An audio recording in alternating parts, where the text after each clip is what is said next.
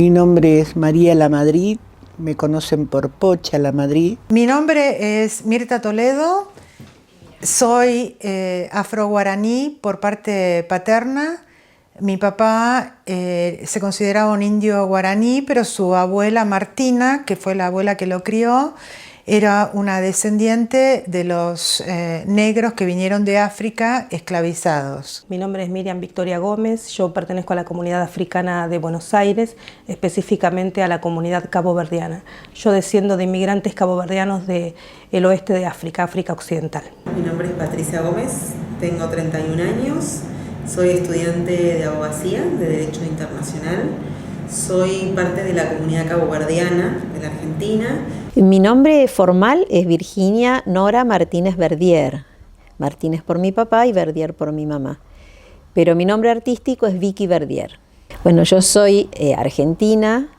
Mi familia es criolla de muchas generaciones atrás. De parte de mi mamá llegaron en 1580 a Paraguay, los primeros españoles. Y de parte de mi papá, la rama afro de parte de mi papá llegó a principios de 1800, esclavizados, a Buenos Aires.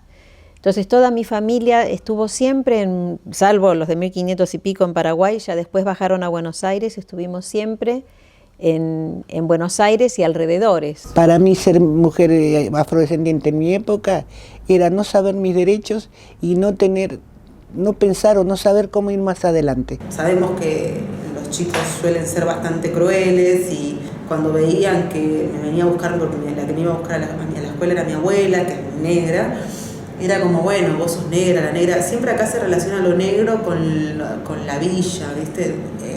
Entonces decían que éramos negros de la villa y yo medio que, bueno, no entendía, como te decía antes, no entendía bien por qué nos decían, bueno, soy negra de la villa. Digo, somos negros, pero vivo acá a 2 cuadras y no es una villa. Y si viviéramos en la villa no sé cuál sería el problema. Entonces estos episodios así que hoy a la distancia veo que tienen que ver con una sociedad estructuralmente racista, donde se les inculca a los chicos el tema del negro de mierda, que acá es como decir hola, buen día, pero no recuerdo que fuera más que eso. Después ya de más grande, el tema de la universidad, yo soy consciente en algún punto de que al hecho de ser mestiza uno tiene ciertos privilegios.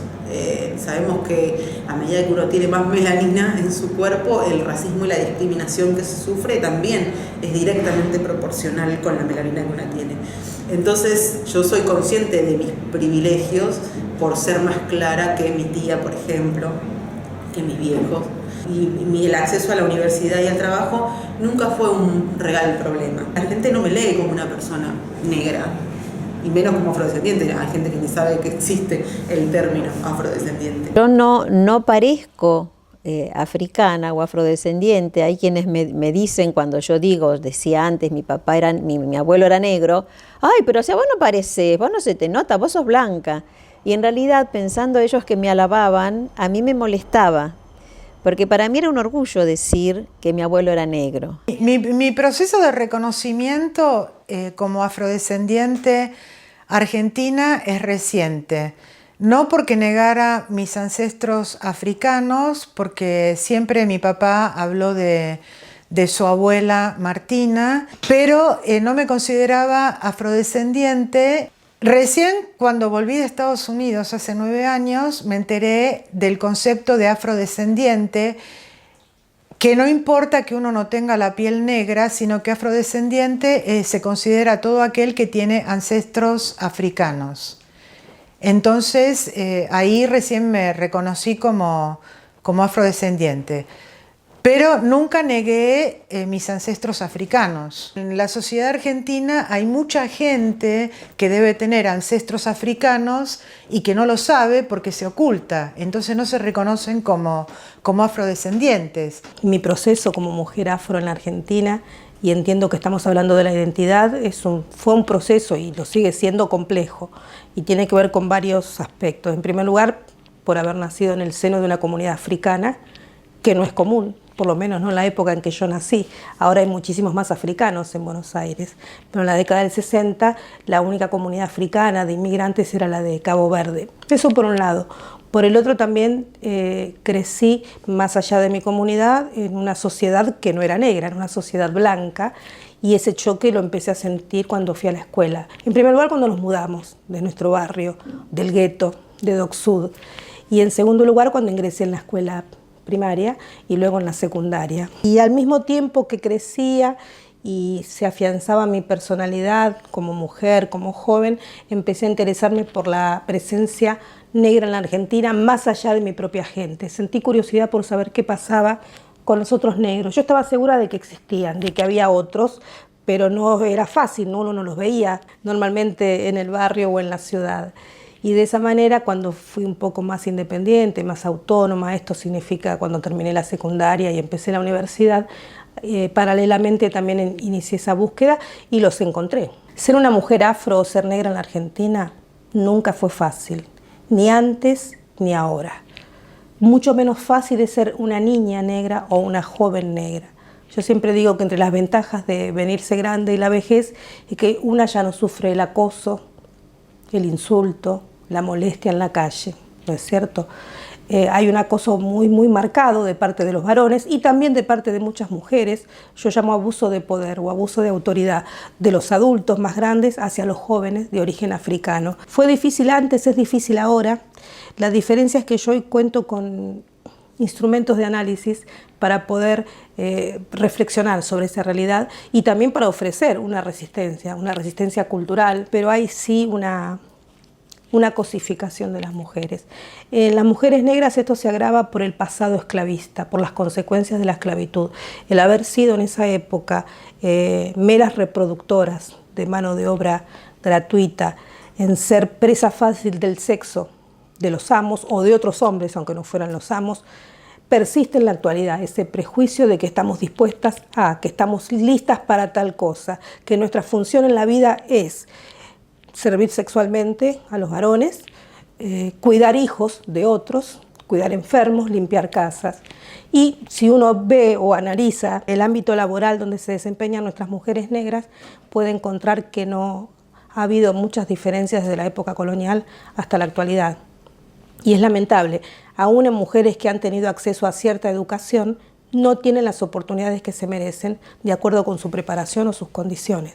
Mi proceso de reconocimiento como mujer afrodescendiente se fue dando de una forma casi natural, podría decir, porque yo crecí y me crié en una casa en donde lo afro, lo africano, en realidad estaba presente constantemente. Yo me crié con la familia de mi papá, que es la caboverdiana justamente, y siempre digo que la casa de mis abuelos era como una embajada de Cabo Verde.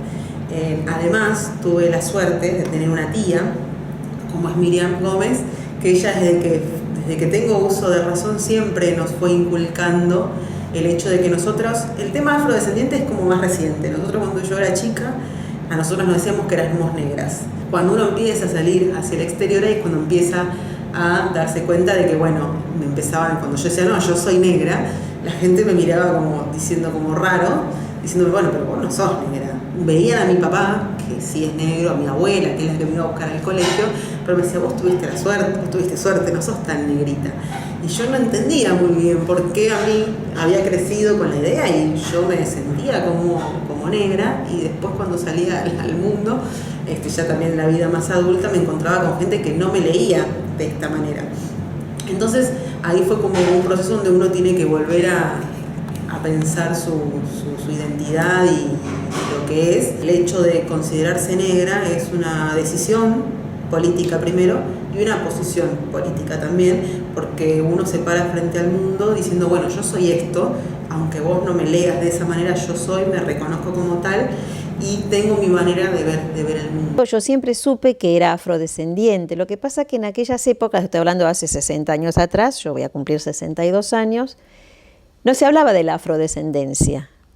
Es más, ni se hablaba de la gente negra, porque aparentemente en Buenos Aires no había negros. No había un reconocimiento de parte de la gente común. Yo sabía que lo era, pero nadie veía en mí algo distinto, ¿sí?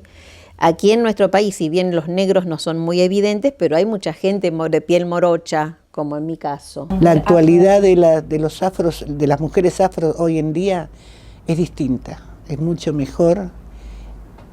O sea, siempre y cuando la mujer negra se identifique, porque si ya lo has visto vos que en los colores del negro tenés la blanca también que es hija de negro y no se identifica como negra. Vas a escuchar que te dicen mi abuela era negra, nunca te va a decir yo pertenezco como mi abuela. Bueno, yo comencé como artista plástica en Estados Unidos, en Fort Worth, la ciudad donde yo vivía. En 1990 me preguntaban sobre mis ancestros, precisamente. Y entonces me decían, porque vos no sos pura. El concepto de pura como que estaba relacionado con la gente blanca. Siempre me interesó la gente, dar un mensaje. Y entonces no me gustaba eso de no ser pura. Entonces creé una línea de trabajo que se llamó Pure Diversity, diversidad pura, con la idea de que la pureza está relacionada con la diversidad.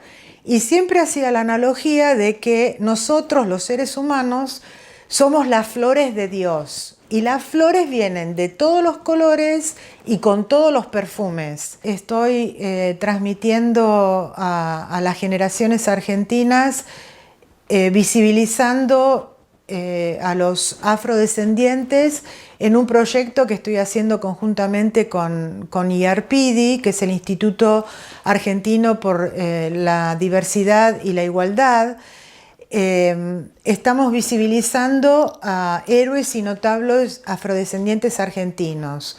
Ya llevo 30 retratos y se va a completar una lista de 40 retratos. Creo que nosotros tenemos que hacer especial enfoque en las mujeres afrodescendientes, inclusive desde chiquitas.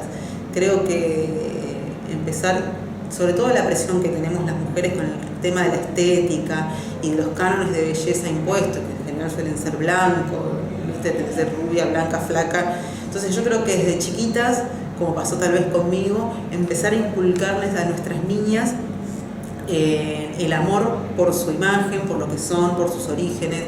Y creo que ese es un trabajo difícil que tenemos, pero que tenemos que estar convencidos de que lo tenemos que dar, porque tenemos que lograr justamente eso. Que por ejemplo, en el próximo censo, si logramos que la pregunta se incluya y se le haga a todas las personas, lograr que la gente se reconozca como afrodescendiente.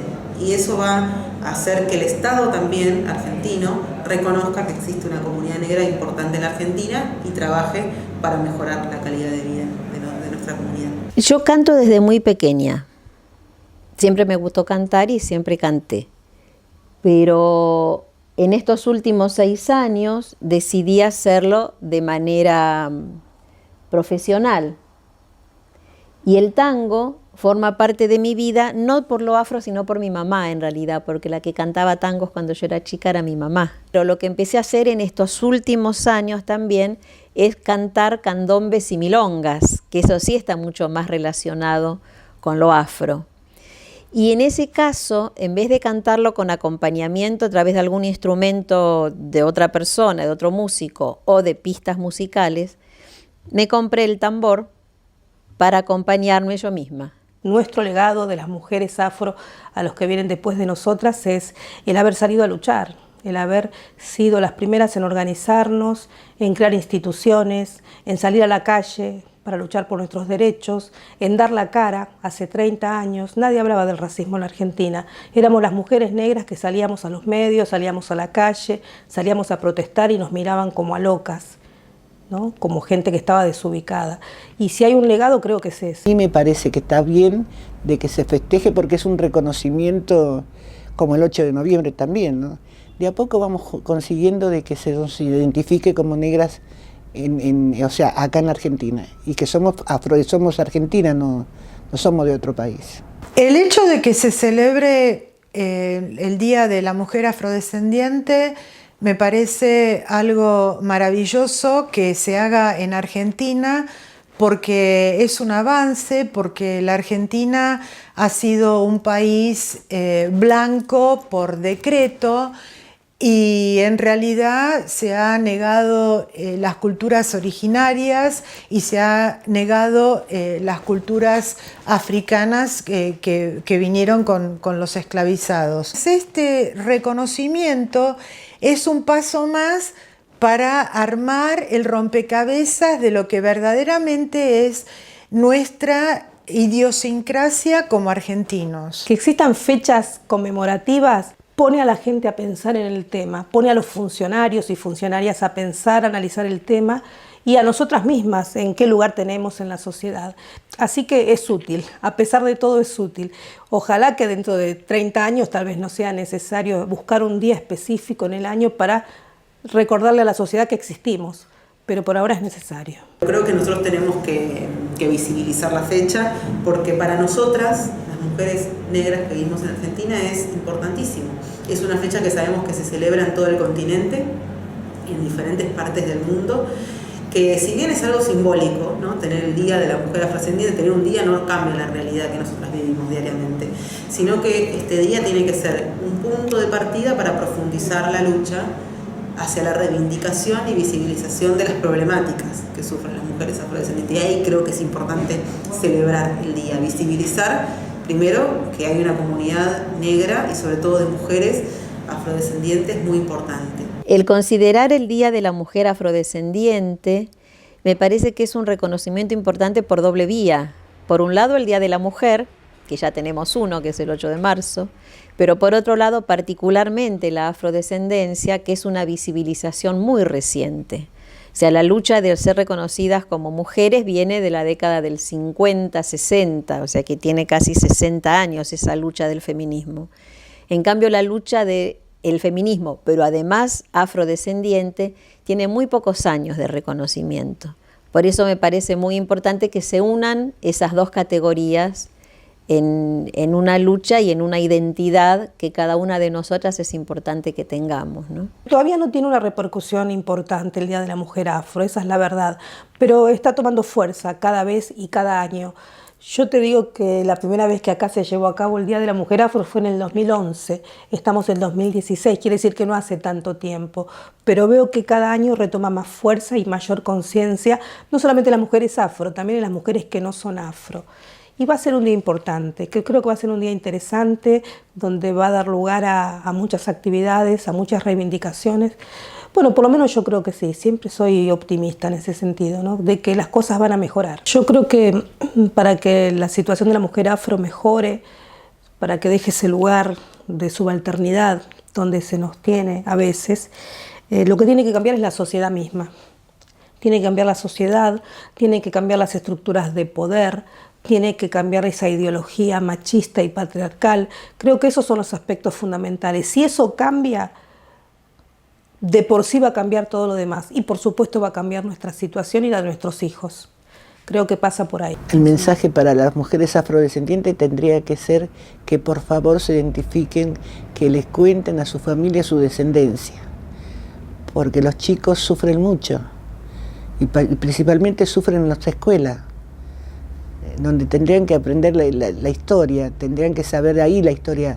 No solamente estoy hablando de los argentinos, estoy hablando de todos los negros que están llegando acá, tienen que mostrarle a los hijos de dónde vienen y por qué están. Lo más importante es reconocerse y valorar la historia y valorar lo que uno es. Sobre todo a sus madres y padres que trabajen en la autoestima de sus hijos y de sus hijas. Creo que es fundamental empoderar a nuestras niñas ya desde chiquitas, inculcándoles que el ser negra es todo lo contrario a lo que nos dicen que somos lindas, que somos inteligentes, que nosotras podemos llegar, podemos ir a la universidad, podemos ser abogadas, médicas, periodistas, podemos ser todo lo que queramos ser. Y las mujeres afrodescendientes jóvenes que aún no tuvieron o que van a tener hijos, el primer mensaje o consejo que yo les daría es esto del reconocerse con orgullo sobre su afrodescendencia,